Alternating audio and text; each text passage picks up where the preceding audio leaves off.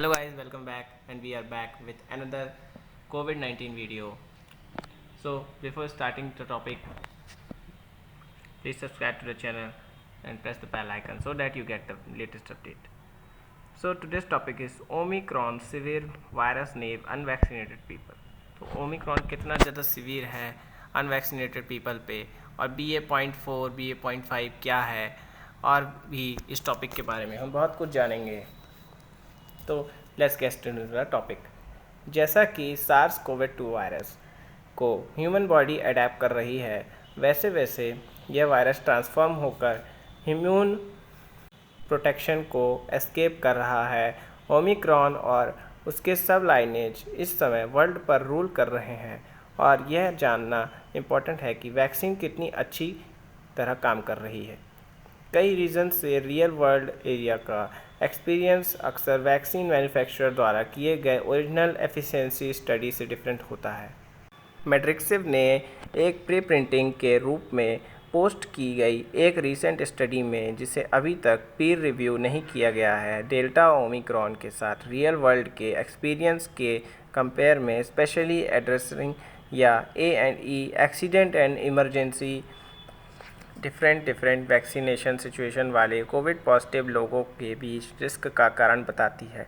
Study के M के लिए कैजुअलिटी की विजिट या A&E का यूज़ डिसीज़ की सिविरिटी के अप्रॉक्सीमेट में मार्कर के रूप में किया गया था। ऑल्दो A&E का विजिट कोविड न्यूमोनिया के अलावा डिफरेंट रीजन्स से भी शुरू हो सकता है।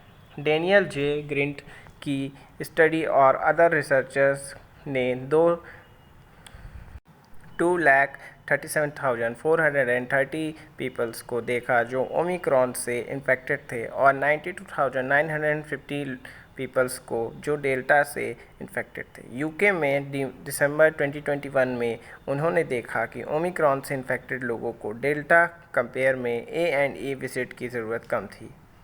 जबकि कॉमन एक्सप्लेनेशन यह है कि वाइड स्प्रेड वैक्सीनेशन के कारण ओमिक्रॉन की सिविरिटी कम है। राइटर्स ने पाया कि यह डिफरेंस अनवैक्सीनेशन पीपल में भी क्लियर था। In different words compare to delta omicron होने वाले लोगों को अनवैक्सीनेटेड पीपल्स को A&E विजिट की नीड कम थी। इसका मतलब दो चीज़ों में से एक हो सकता है।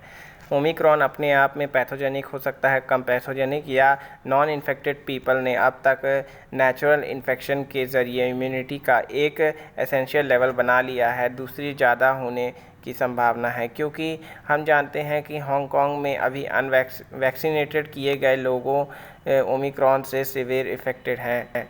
अपनी ज़ीरो कोविड स्ट्रैटेजी के कारण नेचुरल इन्फेक्शन अनकॉमन थे। इससे पॉपुलेशन में वाइड स्प्रेड नेचुरल इम्यूनिटी की कमी हो गई। इस प्रकार उनकी सफरिंग इसलिए नहीं थी क्योंकि वायरस कम लीथल हो गया था। ओमिक्रॉन वेरिएंट की लिथैलिटी को एक डिफरेंट लार्ज स्टडी से हाईलाइट किया गया था। हार्वर्ड और मैसाचुसेट्स जनरल हॉस्पिटल के रिसर्चर्स द्वारा रिसर्च में एक प्रीप्रिंट के रूप में पोस्ट की गई रीसेंट स्टडी, जिसे ओमिक्रॉन और डेल्टा वेव के समय 1,30,000 कोविड-19 पेशेंट्स की कंपेयर में देखा जाना बाकी है। उन्होंने एक कॉन्ट्राडिक्शन टू बिलीव पाया कि इन दोनों वेरिएंट्स की सिविरिटी लगभग इक्वल थी जब इसे हॉस्पिटलाइजेशन और डेथ रेट के रेशियो में मेज़र किया गया। उन्होंने यह पता लगाया कंफ्यूजिंग वेरिएबल्स को एडजस्ट करने के बाद, जैसे वैक्सीनेशन स्टेटस, डेमोग्राफी और कॉमॉर्बिडिटीज़। यह इंडिकेट करता है कि ओमिक्रॉन की इंट्रिंसिक सेवेरिटी कम नहीं हुई है, बल्कि वायरस का मुकाबला करने की ह्यूमन एबिलिटी में इम्प्रूवमेंट आया है, जो कि इम्यूनिटी मिली है वैक्सीनेशन और नेचुरल इन्फेक्शन से। डेनियल ग्रिंट द्वारा किए गए मैट्रिक्सिव स्टडी में ओमिक्रॉन और डेल्टा के साथ वैक्सीन कितनी अच्छी वर्क करती है, इससे रिलेटेड और मोर इंटरेस्टिंग फैक्ट सामने आए हैं। ओमिक्रॉन वेरिएंट्स के मामले में ऑथर्स ने पाया कि मोस्ट इंडिविजुअल्स के लिए 70 ईयर्स से अधिक के हेल्दी पीपल्स को शामिल करने में यह शायद ही कोई मायने रखता है कि वो वैक्सीनेटेड हैं या अनवैक्सीनेटेड, क्योंकि उनके लिए एक्सीडेंट और इमरजेंसी A&E रिस्क सेम ही रहता है। हालांकि जिन सीनियर सिटीजन्स को भी कॉमॉर्बिडिटीज़ थी, यदि उन्हें वैक्सीन नहीं लगाया गया था तो A&E विजिट की आवश्यकता होने के अधिक चांसेस थे, जिसका मतलब है कि लोगों का यह सब ग्रुप वैक्सीन से सबसे अधिक प्रॉफिटेबल था। इम्पॉर्टेंटली उन्होंने यह भी नोट किया कि ओमिक्रॉन के साथ अलग अलग जिन लोगों को 2 डोज के साथ पूरी तरह से वैक्सीन लगाया गया था और जिन्हें बूस्टर शॉट भी मिला था, ज़्यादातर मामलों में कॉमन सब ग्रुप कोमॉर्बिडिटीज़ के एक्सेप्शन के साथ डिफरेंस ऑलमोस्ट मार्जिनल और नॉन एग्जिस्टेंट थे। हाउएवर, डेल्टा वेरिएंट्स के केस में सभी एडल्ट एज ग्रुप में वैक्सीन ना किए गए लोगों को वैक्सीन लगाए गए लोगों के कंपेयर में A&E विजिट की नीड होने की क्लियर चांसेस थे, एक्स्ट्रा चांसेस थे। वे यह भी रिपोर्ट करते हैं कि ओमिक्रॉन के कंपैरिजन में वैक्सीनेटेड और बूस्टेड इंडिविजुअल का रेशियो डेल्टा इन्फेक्टेड सब ग्रुप के बीच काफ़ी कम था, जिसका मतलब है कि वैक्सीन प्रोटेक्शन डेल्टा के अगेंस्ट ज़्यादा था। फाइंडिंग्स बताती है कि ओमिक्रॉन ने तो अभी बढ़ना बस शुरू ही किया है, जो वैक्सीनेटेड और अनवैक्सीनेटेड लोगों में गैप को कम कर रहा है, जो कि डेल्टा में देखने को नहीं मिला था। इसका मतलब यह नहीं है कि वैक्सीन इनइफेक्टिव हो गई है, क्योंकि अभी A&E विजिट का ओवरऑल रिस्क ज़्यादा है अनवैक्सीनेटेड पीपल्स में। यह स्टडी उन लोगों को कैटेगराइज करने में मदद करता है जिन्हें वैक्सीनेटेड और बूस्टेड लोगों में डिसीज़ सिविरिटी का डिफरेंस नहीं पता है। 2020 के कंपैरिजन में पेंडेमिक नैरेटिव में 3 मेजर चेंजेस दिखे हैं, क्योंकि रिसर्चर्स को और एविडेंस मिले हैं। पहला, जबकि वैक्सीन सीवियर डिसीज़ से प्रोटेक्ट करती रहती है, जबकि उसकी इन्फेक्शन और ट्रांसमिशन को रोकने की एबिलिटी अच्छी नहीं है। दूसरी, फिर से इन्फेक्शन होना कॉमन है। इसका मतलब यह है कि जिन लोगों को वैक्सीन लगाया गया था या वैक्सीन नहीं लगाया गया था, वे भी बड़े वायरल एरोसॉल लोड के कांटेक्ट में आने पर बार बार इन्फेक्टेड हो सकते हैं।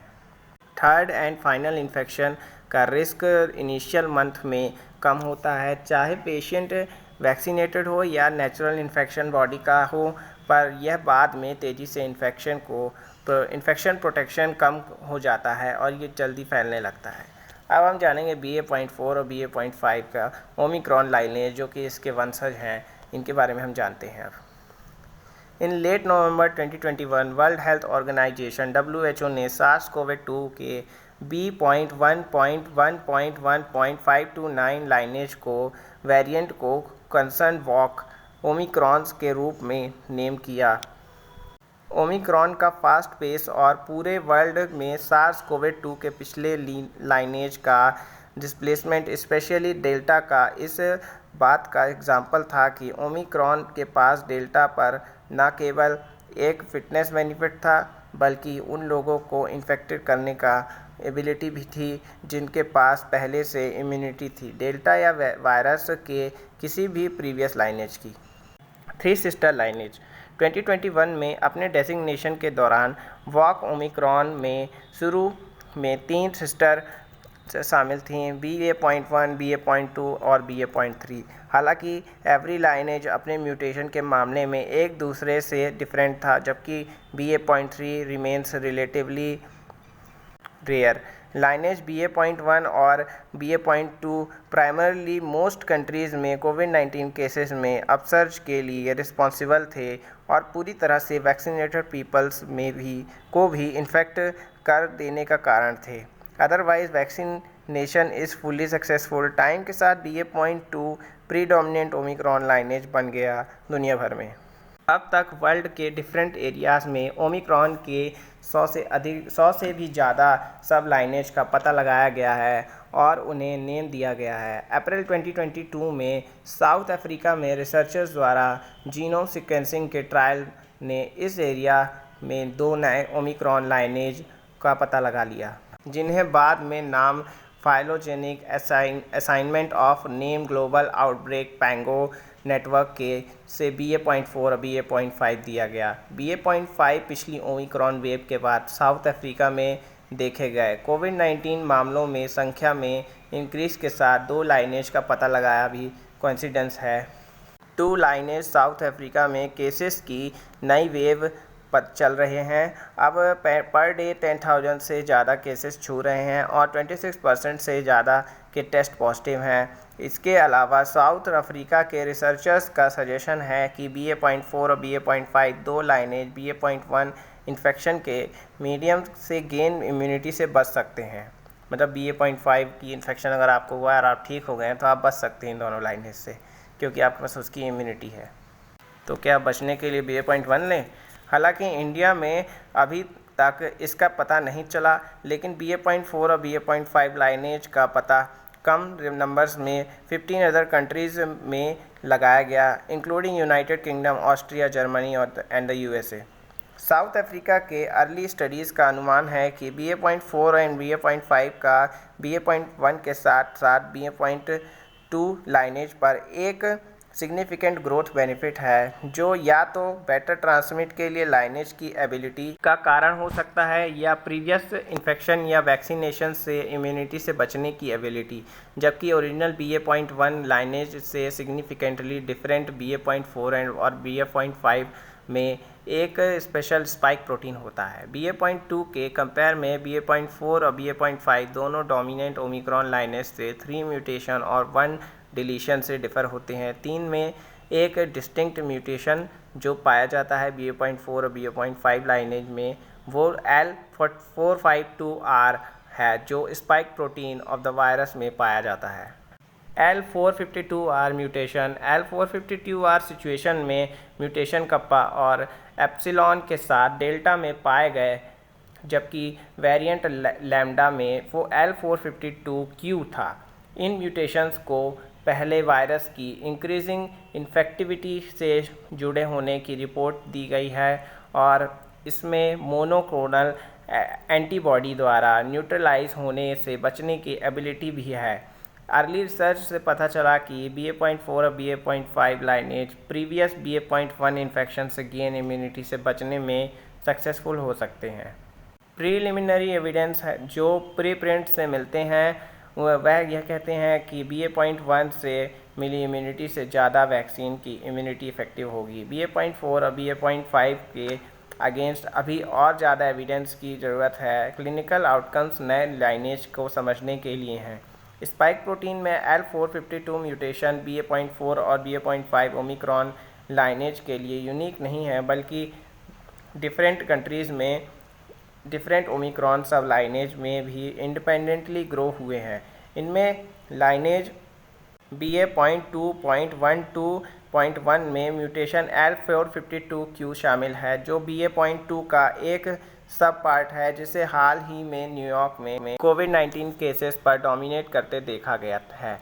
As the number of cases increasing in USA, BA.2.12.1 के रेशियो में भी स्लोली इंक्रीज़ हो रहा है। हालांकि कंट्रीज़ में केसेस में इसके ओरिजिनल लाइनेज BA.2 का डोमिनेशन बना हुआ है। जैसा कि Omicron variant world wide pandemic dominate कर रहा है, यह उम्मीद है कि की जाती है कि वेरिएंट के एक्स्ट्रा सब लाइनेज इमर्ज होंगे, बिकॉज वायरस म्यूटेशन कलेक्ट करना जारी रखता है।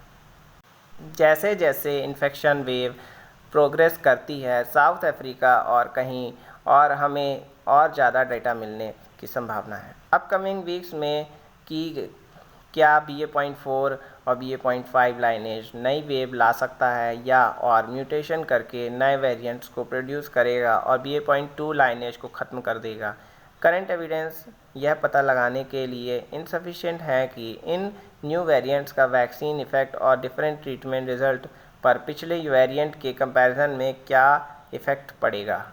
जीनोम सीक्वेंसिंग एफर्ट में इंक्रीज जीनोमिक और एपिडेमियोलॉजिकल डेटा का तेज़ी से एक्सचेंज भी ओमिक्रॉन लाइनेज की प्रीवेलेंसी का पता लगाने और उस पर नज़र रखने के लिए मेन एसेंशियल मेथड है। वैक्सीन की प्रिकॉशनरी डोज के माध्यम से वीक पीपल्स की प्रोटेक्शन करने के अलावा इमर्जिंग वेरिएंट से केयरफुल रहना, मास्किंग और इंक्रीजिंग वेंटिलेशन जैसे नॉन फार्माकोलॉजिकल इंटरवेंशन के हेल्प से वायरस के ट्रांसमिशन को कंट्रोल करना प्रायोरिटी होनी चाहिए हमारी।